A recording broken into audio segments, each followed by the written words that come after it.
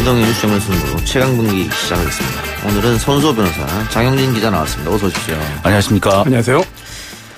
자, 재보궐선거가 열린 날이고 지금 한창 투표 중입니다. 8시가 마감이죠? 네, 그렇습니다. 예, 투표를 어느 정도입니까? 오후 5시 현재 창원 성산은 40.1%고요. 통영 고성은 44.9%라고 합니다. 이 정도는 사실 재보궐선거 수준으로는 상당히 높은 수준이라고 볼 수 있을 것으로 보이는데요. 앞으로 한 2시간 정도 더 남았으니까 글쎄 이게 50%에는 못 미치겠지만 그래도 상당한 수준의 이 투표율이 나오지 않을까라는 예상이 되고 있고요. 역대 가장 높았던 그 국회의원 재선거, 이 보궐선거 같은 경우는 지난 2017년 4.12 국회의원 재선거였는데요. 그때는 이 48.6% 경북 상주 의성군위에서 열렸는데 이때는 48.6%였다고 합니다. 예. 그럼 이번에도 50% 넘기기는 사실상 어렵다? 예, 어려워 보이는데 아마 이 48.6% 그 주변을 맴돌지 않겠느냐라는 예. 전망 나오고 있습니다. 예. 자, 어쨌든 50%는 못 넘긴다 하더라도 다른 재보궐선거와 비교했을 때는 높은 투표율이다. 이렇게 보면 되겠네요. 그렇습니다. 다른 재보궐선거에 비하면 뭐 과거에 같은 경우는 40%를 넘기기도 어려운 그런 경우도 있었기 때문에 그 다른 재보궐선거에 비하면 상당히 높은 편입니다. 물론 예, 그 사전 투표 제도가 도입돼서 이렇게 좀 더 투표율이 높지 않았느냐라는 평가도 있습니다. 예. 이유가 뭘까요? 일단 사전 투표율이 높았다. 그러니까 사전 투표 제도라는 것이 생기면서 투표율이 아무래도 높아진 것, 투표할 수 있는 시간이 늘어난 게 가장 대표적일 것 같고요. 그다음에 관심도가 좀 높은 그 선거였기 때문에 좀 투표율이 높지 않았느냐. 뭐 이런 얘기도 뭐 가능할 것 같습니다. 사전 투표에 홍보가 많이 됐고 다른 때보다 관심도 많이 갔다. 그렇습니다. 예. 지금 한창 선거가 투표가 이루어지고 있습니다만 어디 예측 한번 할까요? 예측은 지금은 잘못하면 상당히 오해를 받을 수가 있는데요. 그래요? 하지 마세요. 그럼 이렇게 봅시다. 그 자유한국당이 2석을 모두 가져가게 되면 황교안 대표의 리더십이 공고해지겠죠. 그렇죠. 그럼 지금 최근 리얼미터가 오마이뉴스에 의뢰한 여론조사에서 보면 황교안 대표가 뭐 야권 여야 거를 다 통틀어서 가장 높은 지지율을 받고 있죠. 합쳐도 1등, 야권만 해도 1등. 그렇습니다. 뭐 이런 거잖아요. 네. 만약 2대0으로 끝이 난다면 거기에 더 탄력을 받을 테고. 그렇죠. 근데 만약에 2석을 자유한국당이 다 잃게 되면 황교안 리더십은 굉장히 치명타. 그럼 당 내분까지 있을 수 있을 것 같아요. 비대위 가야죠. 또 비대위입니까? 네. 아마 황교안 대표뿐만 아니라 나경원 의원 같은 경우도 아마 지지도력에 심각한 타격을 입을 수도 있고요. 오세훈 시장까지도 아마 좀 타격을 입지 않을까. 그러니까 좀 막말이라고 해야 되나요? 좀 거친 언사들이 오히려 그 국민들로부터 대중들로부터 거부감을 일으켜서 이렇게 실패를 이어졌다라는 지적을 받을 수 있기 때문에 아마 지도부 전체가 충격파를 좀 받지 않겠느냐라는 예. 생각이 듭니다. 그래요. 뭐 자정쯤이면 결과가 나올까요? 8시 투표 마감이니까. 그 전에 나오지 않을까요? 자정 전에? 네네. 예. 자, 이번 보궐선거는 단 2석임에도 불구하고 제가 방금 말씀해드린 대로 결과가 어떻게 나오냐에 따라서 상당히 정치적 파장이 있을 수 있을 것 같아요. 만일 그 2석을 다 자유한국당이 가져간다 그러면 청와대 책임론도 불거질 수 있을 것 같고요. 그런데 그래서 그런지 지금 막판에 굉장히 혼탁하게 벌어지고 있습니다. 그렇죠. 그 기자 매수 의혹까지 불거졌는데 어제 저희가 그 해당 기자하고 인터뷰도 했습니다만 분명히 돈 봉투를 받았다는 거거든요. 그렇죠. 그러면은 이 정점식 후보 측 유력 인사가 줬다는 건데 이게 선거법 위반이 될 수 있느냐? 안 된다라고 하는 분도 계시던데 어떻습니까? 위반 가능성이 있지 않나 싶어요. 왜냐하면 그 해당 기자의 이야기에 따르면 기사를 잘 써달라. 예. 뭐 그런 부탁이 있었다는 거잖아요. 그런데 공직선거법에 여러 그 규정들이 있습니다만 97조에 이런 규정이 있습니다. 방송 신문의 불법 이용을 위한 행위 등의 제한이 있어요. 그래서 누구든지 뭐 선거운동을 위해서 뭐 기타 뭐 방송신문 통신 잡지 기타 간행물을 뭐 경영 관리하는 자 뭐 기타 기자들에게 금품 향응 기타 이익을 제공하거나 제공할 의사를 표시하거나 제공을 약속할 수 없다. 이렇게 하고 있고요. 이게 신문 방송 등의 불법 이용을 위한 매수죄라고 되어 있거든요. 예. 이런 경우에는 5년 이하의 징역 또는 1,000만 원 이하 벌금이에요. 따라서 그냥 돈을 준 건지 정말 그 신문 기자에게 본인에게 본인이 지지하는 후보의 어떤 그 유리한 기사 작성을 위해서 매수하기 위해서 돈을 준 것인지 이 부분을 따져봐야 됩니다. 선거법 위반은 될 수 있습니다만은 정점식 후보가 만약 이 문제가 불거져서 당선되더라도 사퇴한다 이건 아니잖아요. 그렇죠. 관계없죠. 예, 그건 관계가 없는. 이건 아마 이제 배우를 얼마나 밝히느냐에 따라 가지고 만약에 이제 정정식 후보가 시켰다든지 뭐 이런 경우가 밝혀지지 않는 이상 아마 그 정정식 후보의 당락과는 별로 관련이 없다 이렇게 예. 보시면 될 것 같습니다. 또 하나 경기장 유세도 논란이 됐는데 지금 경남FC는 제재금 2천만 원의 징계를 받았어요. 그래서 축구 팬들 특히 경남FC 팬들은 경남FC가 피해자인데 왜 우리가 이렇게 2천만 원이라는 돈을 또 내야 되느냐 불만이 좀 많은 것 같아요. 나중에 뭐 소송까지 하겠다 이런 이야기도 있는 것 같은데. 소송을 할 수밖에 없을 것 같아요. 왜냐하면 지금 단계에서 그대로 이걸 수용해버리면 이게 그 구단의 재정적인 손해로 확정되는 거거든요. 그러면 지금 그 경남 구단의 재정 구조를 보면 이제 도에서 들어온 돈도 있습니다. 그렇죠. 그렇다면 네. 결국 도민들의 세금으로 자유한국당 측의 잘못에 의한 어떤 그 금전적인 대가를 치르는 게 되거든요. 예. 이거는 그냥 있으면 안 되는 일이고 구단 차원에서도 그리고 또 이 구단을 운영하는 그런 도 입장에서도 누구 책임인지를 끝까지 가려야만 본인들의 책임이 어느 정도까지인지가 또 확인되는 것이기 때문에 그런 절차를 밟을 것으로 보이고요. 다만 경남 구단이 온전히 피해자냐? 예. 저는 그렇게 보지 않습니다. 예. 일부 피해를 본 측면도 있지만 정확하게 규정을 지켜서 절차를 다 진행을 하고 경기장 안으로 들어오지 못하도록 하는 그렇게 해야 될 의무가 있는데 경기장 관리 의무가 있는데 그 의무를 못한 거예요. 됐다. 또는 안 한 거예요. 예. 그렇다면 그 부분에 대한 그 구단 측의 책임, 관계자들의 책임 역시 분명히 존재하는 예. 거죠. 그럼 일단은 벌금을 경남FC에서 내고 2천만 원. 나중에 자유한국당이 구상권 청구 이렇게 되는 거예요? 그렇습니다. 막았는데 들어왔다. 예. 안 된다고 했는데 했다. 예. 그렇기 때문에 끝까지 못 막아 우리 잘못도 있지만 상당 부분은 그렇게 밀고 들어온 사람들의 책임 아니냐라고 한다면 정당 그리고 또 실제로 그런 행동을 한 그런 개인을 상대로 한 손해배상 청구 소송을 해야 될 것이고 그 결과는 사실 법원의 판단을 받아봐야 되는 것이죠. 예. 혹시 뭐 정신적 피해에 대한 위자료도 할 수 있나요? 그래서 이게 그거는 이제 구단 측이 얼마나 적극적으로 제지를 했느냐, 그다음에 선관위에서 이 부분이 위반이 될 수 있다, 선거법 위반이 될 수 있다는 걸 얼마나 이렇게 확실하게 고지를 했느냐 이런 것들과 좀 복합적으로 생각을 해봐야 될 것 같습니다. 근데 감정적으로 본다면 사실 뭐 위자료 청구까지 해야 될 것 같긴 합니다. 예. 예, 우리 뭐 청취자분들도 손소 변호사랑 같은 생각 있는 분들이 많으시네요. 확실히 막았어야 한다. 뭐. 안발을 걸어서라도 막았어야지 이런 식으로.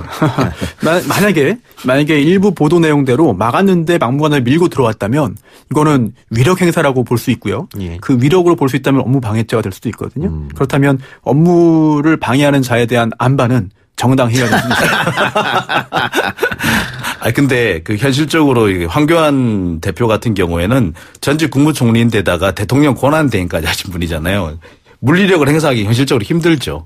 그거 굉장히 중요해요. 법 앞에 만인이 평등한 거 아닙니까? 사실 뭐 전직 국무총리이고 거대 야당의 당수를 하더라도 규정을 지키지 않고 통제에 따르지 않으면 당연히 막아야 됩니다. 예. 그걸 막지 않은 것은 당연한 잘못이고요. 예. 특히 얼굴 아는 사람은 통과시켜주고 얼굴 모르는 사람은 막고 한다면 그게 예. 오히려 더 비난받을 일인 예. 것 같아요. 다른 얘기 해봅시다. 오늘이 이제 제주 4.3 사건이 일어난 지 71년째가 되는 날인데요. 국방부가 71년 만에 공식으로 유감을 표명했어요? 네. 오늘 오후에 이제 추념식이 끝난 뒤에 이 서주석 그 차관이 직접 현재 추모 공간이 설치되어 있는 광화문을 찾아가서 헌화하고 사과했습니다. 제주 4.3 사건 특별법의 정신을 존중해 진압 과정에서 제주도민들이 희생된 것에 대해 깊은 유감과 애도를 표한다라고 얘기를 했고요.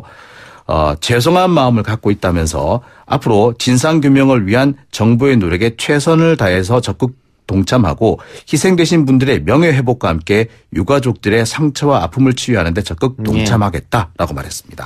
국방부에도 갖고 있는 자료가 있을 테니까요. 자, 그런데 경찰청장도 4.3 추념식에 참석해서 희생자에 대한 애도를 표했다. 결국은 당시 어떤 가해자 입장에서 무리하게 토벌했던 그래서 그렇죠. 죄 없는 많은 사람들을 희생시켰던 그런 일에 대해서 군과 경찰이 함께 사과했다 이렇게 보면 되겠네요. 네, 그렇죠. 사실 71년만이라고 하니까 정말 긴 시간이 흘렀다는 생각이 드는데요.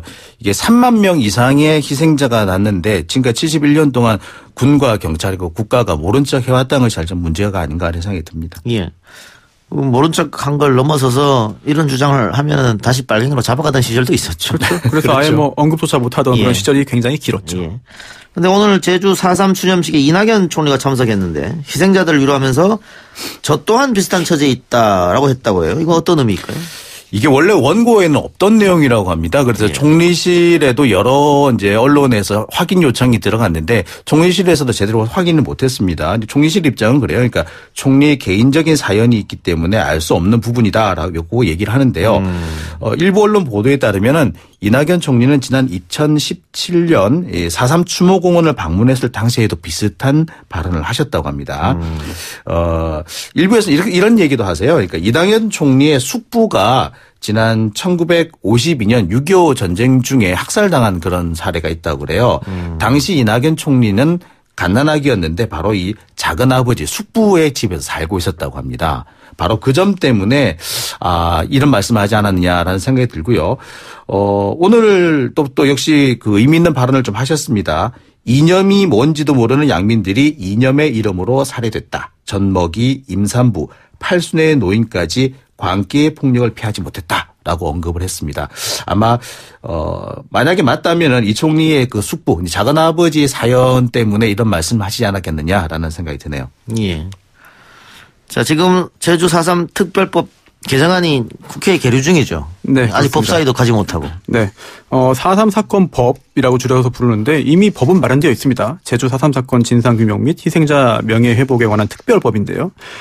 그런데 이 법 내용을 보면 제주 4.3 사건이 무엇인지, 희생자, 유족이 무엇인지 이런 그 정의 규정을 두고 있고 그 외에 명예회복위원회를 두고요. 또 진상조사를 위한 여러 가지 규정들을 두고는 있어요. 또 불이익처 금지 규정까지 넣었습니다. 하지만 중요한 건 그래서 구체적으로 배상과 보상을 어떻게 할 것이냐라는 그 부분은 이 현재 특별법에 없거든요. 따라서 지금 있는 이 특별법을 개정해서 아예 이 법률 안에 배상과 보상 절차라든지 요건 등을 넣자.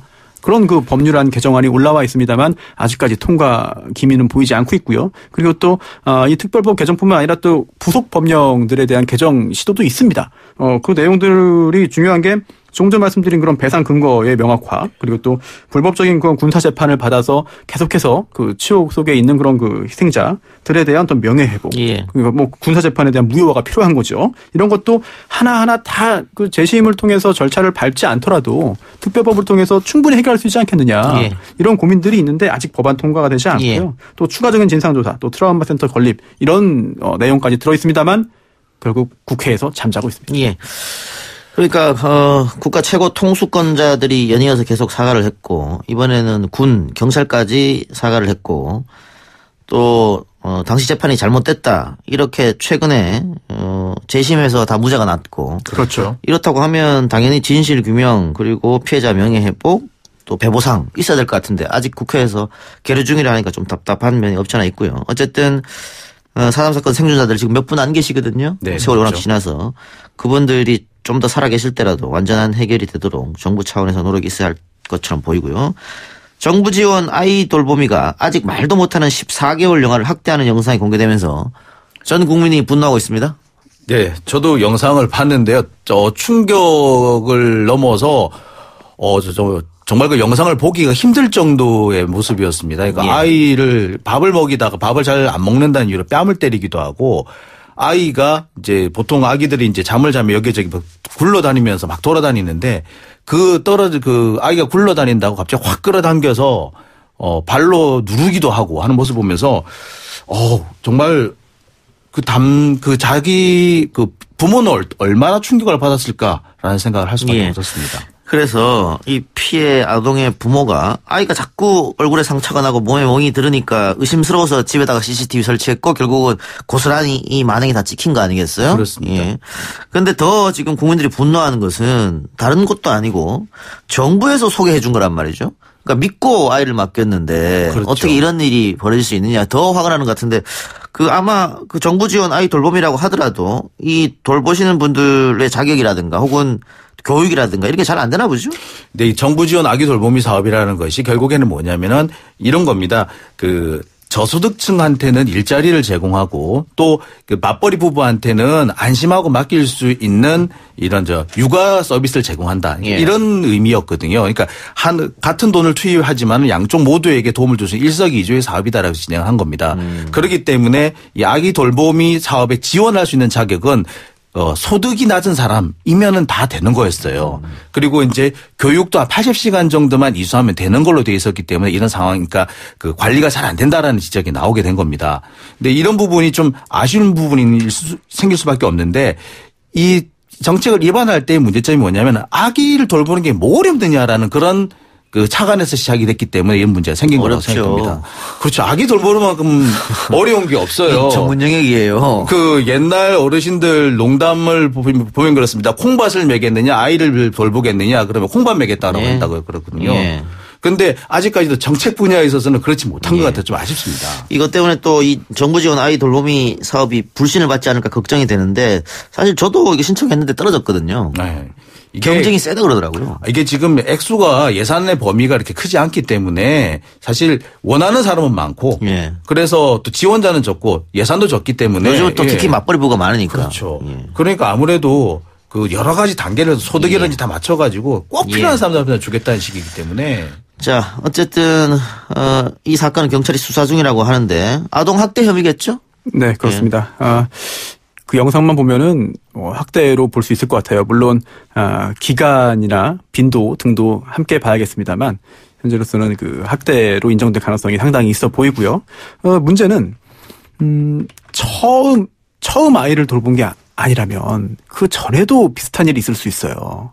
그런데 이런 것들은 증거가 없으면 확인이 안 되거든요. 예. 이런 부분들에 대한 좀 걱정 이런 것도 있고. 근데 지금은 CCTV 다 찍혔으니까. 그러니까 이번은 만약에 이번이 처음이 아니고 유사한 범죄를 더 저질렀다면 과거에 예. 그 부분은 증거가 없거든요. 아동학대 가해 사건 같은 경우는 가해자가 단 한 번의 가해로 그치는 경우가 아니거든요. 대체로 네. 보면은 상습인 경우가 많습니다. 그리고 조금 전에 그 기자님 말씀하신 대로 이 아이돌봄 지원법이 있어요. 아이돌봄 지원법이 있는데 여기 7조의 아이돌봄위의 자격 규정이 있어요. 그래서 이거 얼핏 보면은 요건을 굉장히 나름 까다롭게 했구나 이렇게 이해할 수도 있는 측면이 있습니다. 이게 왜냐하면 이 일정한 자격을 갖춰야 된다라고 하고 있는데 이게 보육교사의 자격, 교사, 의료인의 자격을 가지고 있어야 된다라고 하고 있는데 하지만 또는 교육기관에서 교육과정을 수료하기만 해도 된다. 수료하면 된다. 네, 그 규정이 있기 때문에 거의 대부분 지금 실제 아이돌봄 지원법에 따라서 아이돌봄 사업을 하고 있는 그런 그 아이돌봄이는 기타 그 자격이 있는 경우가 아니라 이 교육과정을 수료한 경우거든요. 아까 얘기한 80시간. 네. 그렇죠. 과연 그리고 또 그 후에 뭐 보수교육 규정도 있기는 해요. 하지만 과연 이게 실질적으로 그 해당 업무에 대한 자긍심이라든지 아니면 책임감들을 실제적으로 현실화시킬 수 있을 만한 그런 내용이냐 이 부분에 대해서는 고민들이 많이 필요할 것 같습니다. 예, 여성가족부가 이번 영아 학대 사건과 관련해서 전수조사를 실시하겠다. 근데 이게 아까 손소변호사 말처럼 증거가 발견하기 어렵잖아요. 다들 저는 아닌데요. 하면 그만 아니에요. 그렇습니다. 그래서 이 아이 돌보미에 대한 전수조사와 함께 그동안 아이 돌보미가 오간 후에 아이의 어떤 이상행동 또는 아이의 상처 이런 것들이 있는 경우도 좀 확인을 하지 않을까 싶은데 사실 앞으로 예방하는 게 오히려 수월하지 과거에 있었던 이런 그 유사 사건들을 확인하고 또는 행정규제나 처벌까지 연결시키는 것은 사실은 굉장히 어려운 일인 것 같아요. 네, 그래서 전수조사를 하는 것도 물론 필요한 일입니다만 그로 인해서 과연 어느 정도의 성과가 있겠느냐 이런 부분에 있어서는 좀 회의적인 생각을 일부 할 수밖에 없습니다. 예. 저는 항상 이 부분과 관련해 가지고 재발 방지라는 측면에 좀 강조를 하고 싶은데 재발 방지가 안 되네요. 툭하면 이런 일이 벌어지니까. 이게 이 재발 방지에서 가장 많은 사람들이 처벌을 강화해야 된다 이런 얘기를 하십니다만 저는 그에 앞서서 가해자들이 발견이 됐을 때 가해자들에 대한 심리 검사를 먼저 해야 된다고 생각해요. 왜냐하면 가해자들은 과거에 피해자였을 가능성이 매우 높습니다. 그리고 이 폭력이라는 것은 자꾸 대물림이 되는 거기 때문에 이런 부분에서 이번에 여기서 밝혀졌을 때 한번 드러났을 때 이 고리를 끊어주려면 가해자들부터 심리 상담을 하는 심리 검사를 하는 그런 시스템이 좀 만들어질 필요가 있지 않을까 하는 생각도 해봅니다. 그리고 또 하나 덧붙이고 싶은 것은 사실 어떤 직업이든 또 어떤 직업군이든 뭐 성별이 어떻든 연령이 어떻든 출생지가 어떻든 뭐 종교가 어떻든 관계없이 이상 행동을 하는 사람들은 있어요. 그렇겠죠. 네, 늘 있어요. 예. 그리고 또 그런 사람들을 사전에 완벽하게 다 골라내기도 어려운 일이에요. 그렇기 때문에 이번 일 물론 안타깝고 충격적이고 정말 다시는 있어서는 안 되는 일입니다만 또 모든 그 아이 돌보미들에 대한 어떤 또 시선 또 색안경을 끼고 바라본다거나 아니면 이 사업 자체에 대해서 좀 부정적인 평가를 한다거나 여기까지 연결되는 것은 좀 과한 측면도 있습니다. 알겠습니다. 두 분 말씀 오늘 여기까지 듣겠습니다. 수고하셨습니다. 감사합니다. 고맙습니다.